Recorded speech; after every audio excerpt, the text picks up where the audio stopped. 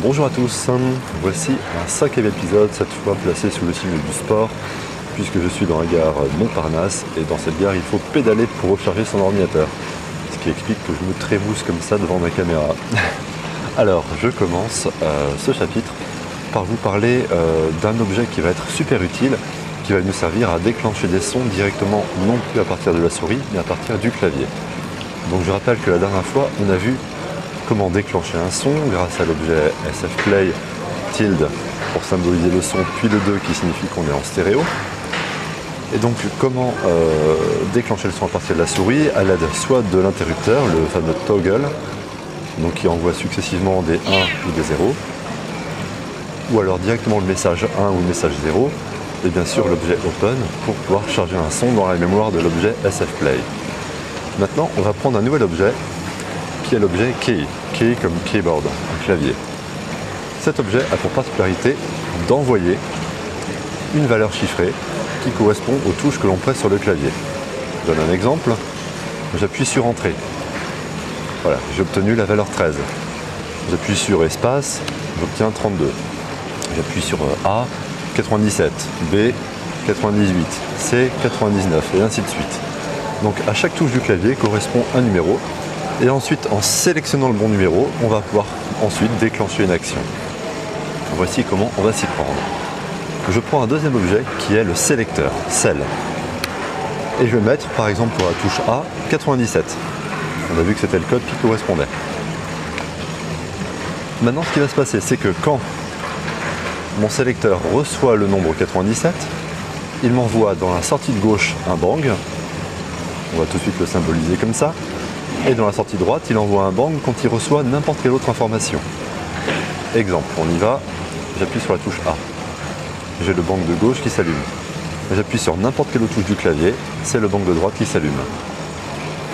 Ce qui est pratique, c'est qu'on peut même en mettre plusieurs d'affilée. Je mets 97, je mets 98 pour la touche B, 99 pour la touche C, et voici ce qui se passe. Je verrouille. Pardon, si je mets pas de bang à la fin, ça ne sert à rien, on verra rien. Voilà, j'appuie sur la lettre A, lettre B, lettre C, ou lettre D, ou E, ou F, ou G, H, etc. Toutes les autres lettres qui ne sont pas référencées ici déclenchent un bang dans la dernière sortie.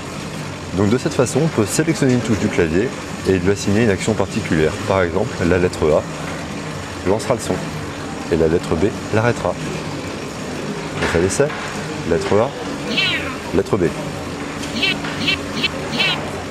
Voilà, en jouant d'une lettre à l'autre, on peut déclencher n'importe quelle action. Et ça marche aussi bien avec un Makey Makey, puisque le Makey Makey Makey, vous pouvez le brancher directement dans votre ordinateur, il est considéré comme étant un clavier. Donc ça envoie une valeur particulière via l'objet key que vous pouvez ensuite sélectionner ici. Deuxième chose importante, l'objet open. Là pour le moment il est assez neutre, il va nous demander de choisir un fichier sur le disque dur. Mais si on veut directement choisir un fichier sans avoir à passer par la fenêtre d'ouverture, je fais Open, je mets le nom du fichier qui m'intéresse, par exemple, adjoint pour un autre 2.wave, je le relie à SF Play, je clique dessus, et le fichier est automatiquement mis en mémoire. Alors bien sûr, cette instruction, ce message, on peut le déclencher directement à partir du clavier, de la même façon qu'on déclenche la lecture ou l'arrêt. Donc là j'ai déjà chargé mon son en mémoire, si je fais lecture, voilà ce qui se passe.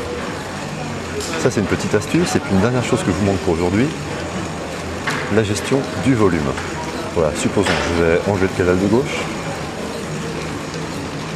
et je vais placer dans cette ligne-là un objet de gestion du volume, par exemple, comme je l'ai indiqué ici, l'objet gain, avec un tilde à la fin, qui signifie qu'on travaille avec du son.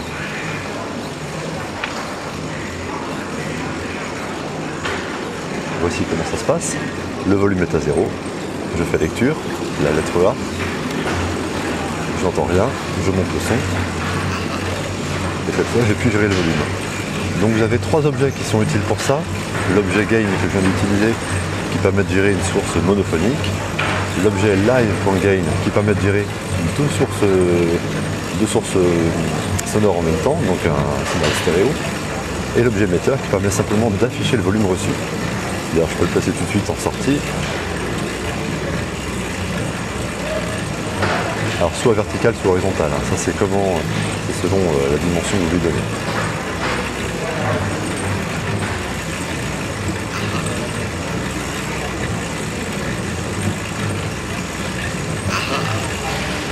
Voilà, donc ça permet de voir d'ailleurs s'ils sont saturés ou pas.